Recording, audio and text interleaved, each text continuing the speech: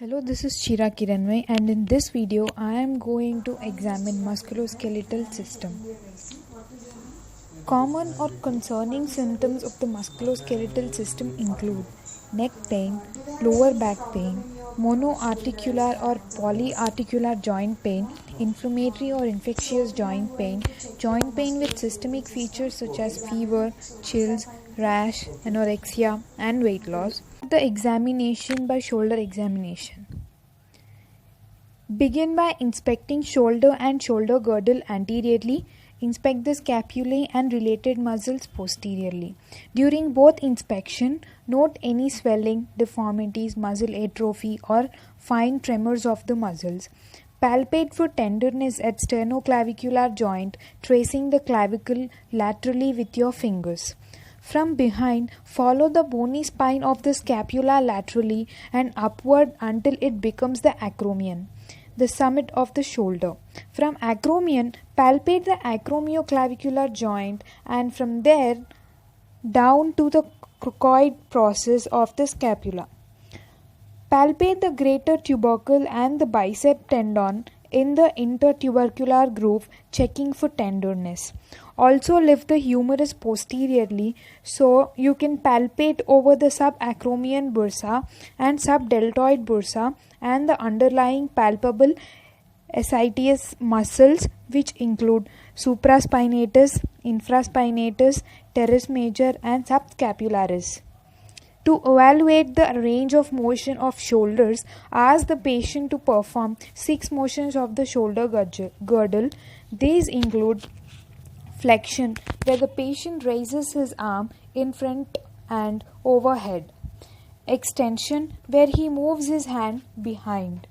Abduction, raising his arms out the side and overhead. Adduction, crossing an arm in front of his body. Internal rotation, placing a hand behind his back to touch his shoulder blade. External rotation, rotating the arm towards the ceiling from the shoulder level. If you suspect a problem, cup your hand over the patient's shoulder and feel for the crepitus as the patient repeats the movement. Crossover or crossed body adduction test. Adduct the patient's arm across the chest.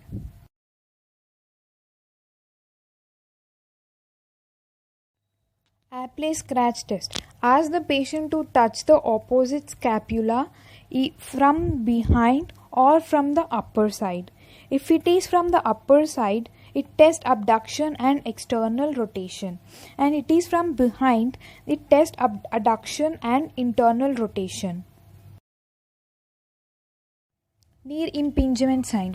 Press on the scapula to prevent scapular motion with one hand and raise the patient's arm with the other. This compresses the greater tuberosity of the humerus against the acromion. Hawking's impingement sign. Flex the patient's shoulder and elbow to 90 degrees with the palm facing down. Then with one hand on the forearm and one on the arm, rotate the arm internally. This compresses the greater tuberosity against the supraspinatus tendon and coracoacromial ligament. Drop arm test. Ask the patient to fully abduct the arm to shoulder level up to 90 degrees and lower it slowly. Note that abduction above shoulder level from 90 degrees to 120 degrees reflects action of the deltoid muscle. Empty can test. Elevate the arms to 90 degrees and internally rotate the arms with the thumb pointing down, as if emptying a can. Ask the patient to resist as you place downward pressure on the arms. Inspect the position of the hands in motion for smooth natural movement. When the fingers are relaxed, they should be slightly flexed. The fingernail edges should be parallel. Inspect the palmar and dorsal surfaces of the wrist and hand fully for swelling over the joints or signs of trauma. Note any deformities of the wrist, hand, or finger bones as well as any angulations. Observe the contours of the palm, namely the thenar and hypothenar eminences. Note any thickening of the flexor tendons or flexion contours in the fingers. Palpation. At the wrist, palpate the distal radius and ulna on the lateral and medial surfaces.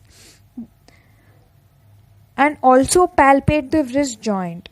Then palpate the anatomic snuff box and the metacarpalophalangeal joint.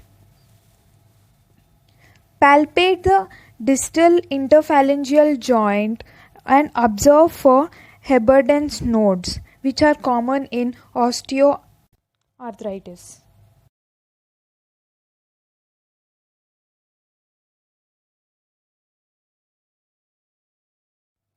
Also palpate the PIP joints and observe for bony nodules at the PIP joints or Bouchard's nodes are common in osteoarthritis.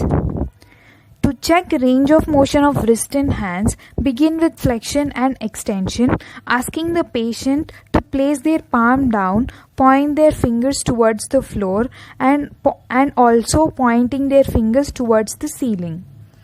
Continue to assess range of wrist movement with abduction and adduction by asking the patient to place their palms down and bring their fingers away from the midline and towards the midline.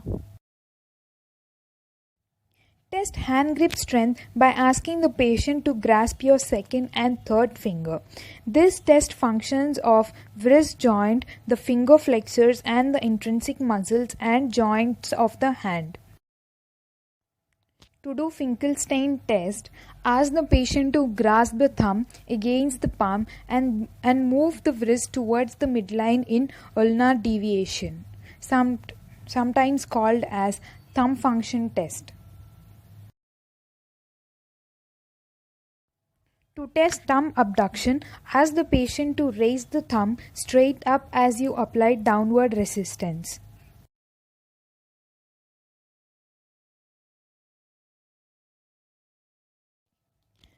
To test Tinel sign, tap lightly over the course of the medial nerve in the carpal tunnel in the wrist of the patient. To test Fallon sign, ask the patient to hold the wrist in flexion for 60 seconds with the elbow fully extended. Alternatively, ask the patient to press the back of both hands together to form right angles. These maneuvers compress the medial nerve. Knee examination. We start the examination by inspection. Inspect the gait for a smooth rhythmic flow as the patient enters the room. The knee should be extended at heel strike and flexed at all other phases of swing and stance. Check the alignment and contours of the knee. Observe any atrophy of the quadriceps muscles. Inspect for any loss of the normal hollows around the patella, a sign of swelling in the knee joint and the suprapatellar pouch. Note any other swelling in or around the knee. Palpation. Ask the patient to sit on the edge of the examining table with the knees in flexion. In this position, bony landmarks are more visible and the muscles, tendons and ligaments are more relaxed, making them easier to palpate. Pay special attention to any areas of tenderness. Pain is a common complaint in knee problems and localizing the structure causing pain is important for accurate evaluation. The tibiofemoral joint. Palpate the tibiofemoral joint facing the knee. Place your thumb in the soft tissue depressions on either sides of the patellar tendon. Identify the groove of the tibiofemoral joint. Note that the inferior pole of the patella lies at the tibiofemoral joint line. Medial and lateral menisci. Palpate the medial meniscus by pressing on the medial soft tissue depression along the upper edge of the tibial plateau with the tibia slightly internally rotated. Place the knee in slight flexion and palpate the lateral meniscus along the lateral joint line. Medial and lateral joint compartments.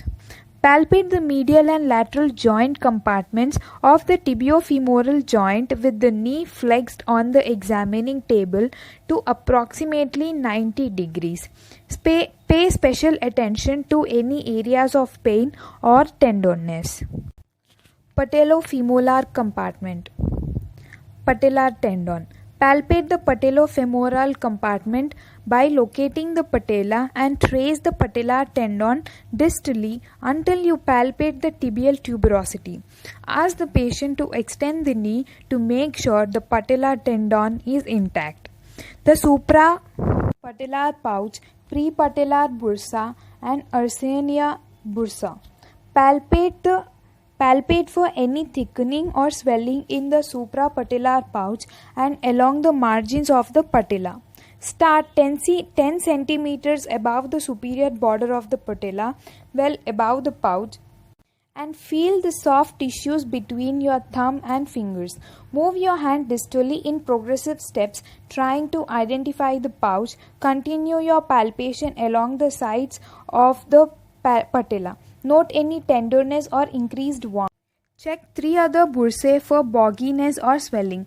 Palpate the prepatellar bursa. Palpate over the Yersinia bursa on the posterior-medial side of the knee between the MCL and the tendons inserting on the medial tibial and plateau.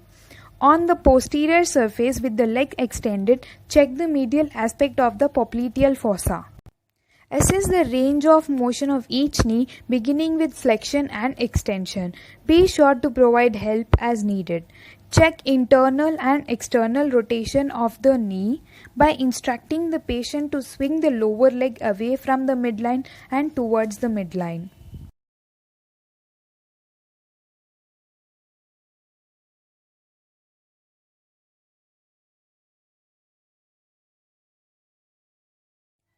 The bulge sign.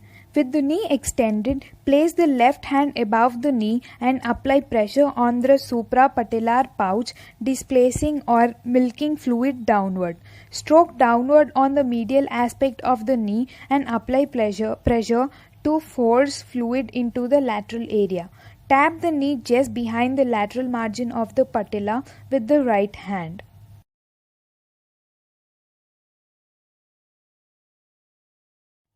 The balloon sign. Place the thumb and index finger of your right hand on each side of the patella. With the left hand, compress the suprapatellar pouch against the femur.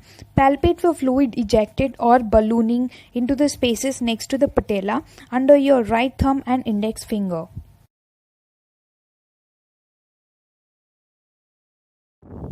Ballotting the patella. To assess large effusions, you can also compress the suprapatellar pouch and ballot or push the patella sharply against the femur. Watch for fluid returning to the suprapatellar pouch.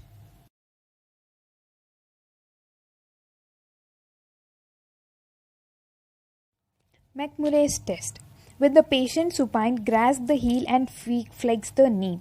Cup your other hand over the knee joint with fingers and thumb along the medial joint line. From the heel, externally rotate the lower leg, then push on the lateral side to apply a valgus stress on the medial side of the joint. At the same time, slowly extend the lower leg in external rotation. The same maneuver with internal rotation of the foot stresses the lateral meniscus.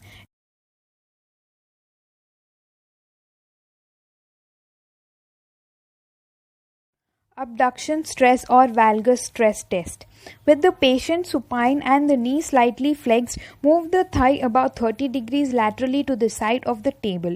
Place one hand against the lateral knee to stabilize the femur and the other hand around the medial ankle. Push medially against the knee and pull laterally at the ankle to open the knee joint on the medial side.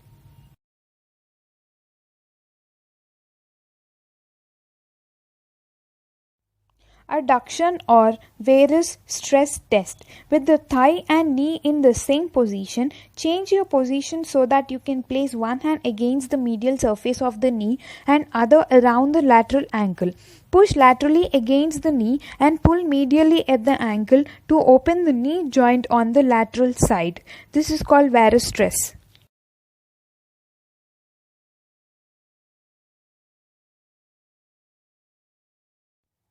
Anterior drawer sign.